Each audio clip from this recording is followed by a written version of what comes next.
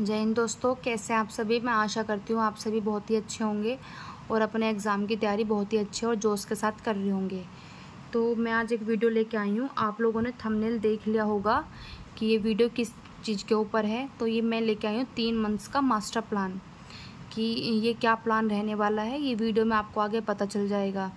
और मैं आपको एक चीज़ और बता देती हूँ कि कई सारी वीडियो बन रही हैं कि बता रहे हैं एग्ज़ाम हो जाएगा अक्टूबर में, एग्ज़ाम नवंबर में हो जाएगा। तो आप उन वीडियो पर ध्यान ना देकर अपने सिलेबस को कंप्लीट करिए, क्योंकि एग्ज़ाम ना तो सितंबर में होगा, ना अक्टूबर में, ना नवंबर में। एग्ज़ाम के 50% चांसेस है कि वो दिसंबर में हो। ठीक है, तो अब हम दिसंबर मान के अपना 3 मंथ का मास्टर प्लान स्टार्ट करेंगे कि हमने मान लिया कि दिसंबर में हमारा एग्ज़ाम है। तो आपको क्या है, इस तरह से अगर आप ये फॉलो करते हैं, ये स्ट्रेटजी जो मैं आपको बता रही हूँ, अगर आप इसको पूरी ईमानदारी के साथ कंप्लीट करते हैं तो मैं आपको बता रही हूँ डेफिनेटली कि आपका सिलेक्शन हो ही जाएगा। ठीक है, अगर आप जो मैं वो डेली की टारगेट वीडियो लेके आती हूँ, अगर आप उसको डेली कंप्लीट कर रहे हैं, क्योंकि टारगेट ऐसा नहीं, इतना बड़ा नहीं देती मैं कि आप उसको पूरा ना कर पाए। तो आप टारगेट वीडियो डेली देख रहे हैं और टारगेट को कंप्लीट कर रहे हैं, तो 30 दिन बाद आपके अंदर खुद ही ऑटोमेटिक एक कॉन्फिडेंस आ जाएगा कि हाँ भाई, हमारा सिलेबस 80% कवर हो गया, बाकी बस हमारे पास अभी समय बहुत है, तो हम बाकी जो चीज़ें बच गई हैं वो कंप्लीट करेंगे। तो ये क्या प्लान है मैं आपको समझा देती हूँ। देखिए, अगर आप दिन के डेली के 3 घंटे भी निकाल रहे हैं, ठीक है, उनके लिए तो अलग बात है। जो डेली लाइब्रेरी जा रहे हैं या फिर जो घर पर हैं, वो तो देखो पूरा दिन है उनके पास, तो वो उनके लिए तो और भी प्लस पॉइंट है कि वो इस चीज़ को भी कर सकें और अपना अलग से कुछ भी जो उनका मन हो वो भी पढ़ सकते हैं। लेकिन जो लोग जॉब कर रहे हैं और जो लोग ट्रेनिंग कर रहे हैं, ट्रेनिंग्स जो हमारे, तो उनको देख, अगर डेली के वो 3 घंटे भी निकाल कर कंप्लीट कर रहे हैं अपना टारगेट को, तो 3 महीने के बाद पूरी चीज़ें कवर हो चुकी होंगी। हमारा जो सिलेबस है यूपीएससी का वो कंप्लीट हो चुका होगा। तो मैं समझा देती हूँ क्या है ये प्लान। देखो, पहला मंथ जो हमने स्टार्ट किया है वो 26 अगस्त से किया है, क्योंकि मैंने जो टारगेट वीडियो डाली है वो 26 अगस्त से ही डाली है। तो हमारा पहला मंथ है 26 से लेकर 26 सितंबर, और सेकेंड है 27 सितंबर से 27 अक्टूबर, और थर्ड है 28 अक्टूबर से 28 नवंबर तक। हम इसको 30 नवंबर मान के चलते हैं कि त्यौहार आएंगे बीच में, उसमें 1-2 दिन हम इधर उधर कर देंगे, नहीं पढ़ पाएंगे, तो हमने इसलिए 30 नवंबर रख लिया है। तो पहले मंथ में हमें क्या क्या करना है, पहले मंथ में हमें जो फॉलो करनी है, जो डेली के टारगेट्स वीडियो मैं आपको दे रही हूँ वो आपको फॉलो करने हैं। अगर आप वो उसको फॉलो करते हैं ना, डेली जितना भी मैं टारगेट दे रही हूँ, अगर आप उसको कंप्लीट करते हैं तो 30 दिन बाद यानी कि 26 सितंबर को आपका 80% सिलेबस कवर हो चुका होगा। फिर सेकेंड मंथ में क्या करना है, सेकेंड मंथ में जो हमारा 20% सिलेबस बचा हुआ है, ठीक है, तो उसको कंप्लीट करेंगे हम। और साथ साथ एक वीक में 2 मॉक टेस्ट देंगे, एक वीक में 2 मॉक टेस्ट देंगे। इसका मतलब क्या है कि हमें ये पता चलेगा कि हमने एक महीने जितना पढ़ा है उससे हमें क्या क्या बेनिफिट्स मिल रहे हैं और हमारा स्कोर कितना बढ़ रहा है, बूस्ट हो रहा है। तो उस चीज़ का हम यहाँ पर एनालाइज करेंगे। तो फिर ये करने के बाद, और देखो आप मॉक टेस्ट कहाँ कहाँ से लगाते हैं ये भी मैं बता देती हूँ कि आप टेक्स्ट बुक से लगा सकते हैं मॉक टेस्ट। उसके भी मैंने भी, क्योंकि टेक्स्ट बुक से लगाए थे। RWAK लगा सकते हैं आप टेस्ट। रोजगार विद अंकित के टेस्ट होते हैं, थोड़े से हार्ड तो होते हैं, क्योंकि इसमें अगर आप जैसे जीएस करने चले तो जीएस में भी अगर हिस्ट्री के क्वेश्चन डाले तो बस हिस्ट्री के मिलेंगे आपको। तो आप वहाँ पर अगर आपके RWAK में नंबर कम भी आ रहे हैं तो वहाँ से डीमोटिवेट होने की बिल्कुल ज़रूरत नहीं है। आप RWAK में रीजनिंग का पोर्शन कर सकते हैं, मैथ का पोर्शन, हिंदी का पोर्शन। अगर आपके इन तीनों पोर्शन में यानी कि मैथ, रीजनिंग और जीएस वो हिंदी, इन वाले पोर्शन में 120 क्वेश्चन होंगे टोटल, इन तीनों के अगर हम मिलाएं तो 120 है। अगर हमारे इसमें 115 प्लस भी ठीक हो रहे हैं, ठीक है, तो हमारा जो RW के टेस्ट देने का वो है उद्देश्य, वो मान लो सफल है। क्योंकि ये इनकी जीएस ऐसी होती है कि वो जीएस का बस पता ही नहीं चलता कहाँ से क्या चीज़ डाल दी, और जीएस में हो ही नहीं पाते। कुछ क्वेश्चन तो कर ही लेते हैं जो नॉर्मल होते हैं, लेकिन कुछ तो ऐसे डाल देते हैं जो कभी देखे भी ना हो हमारी आंखों ने, ना हमें वो किसी किताब में मिलेंगे, ना हम इतना डीपली पढ़ रहे हैं। तो आप अगर जब RWA का टेस्ट देंगे तो जाहिर सी बात है डीमोटिवेट ज़रूर होंगे, ठीक है। तो वहाँ से अगर दे रहे हैं तो डीमोटिवेट होने की ज़रूरत नहीं है। आप जो है RWA के टेस्ट में सिर्फ ये देखिए कि मेरे मैथ, रीजनिंग, हिंदी में कितना स्कोर बन रहा है, जीएस को छोड़ दीजिए। फिर आप अड्डा 24/7 है उसके मॉक लगा सकते हैं, वो उसके भी काफ़ी अच्छे मॉक होते हैं। लेकिन आप टेक्स्ट बुक के लगाइए, उनका पास ले लीजिए, 1 साल का सफिशिएंट है। और इससे अलग क्या कर सकते हैं, जो प्रीवियस ईयर की क्वेश्चन पेपर की बुक आती है, एक तो यूथ कंपटीशन की आती है, एक घटना चक्र आती है, तो आप उसको भी ले सकते हैं। वहाँ से भी जो प्रीवियस ईयर क्वेश्चन है वहाँ से उनका मॉक लगा सकते हैं।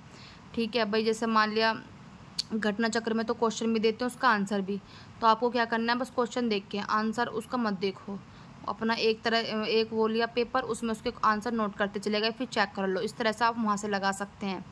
तो सेकंड मंथ में हम करेंगे अपना जो 20% सिलेबस बचा हो वो कंप्लीट करेंगे, प्लस 1 वीक में 2 मॉक टेस्ट देंगे।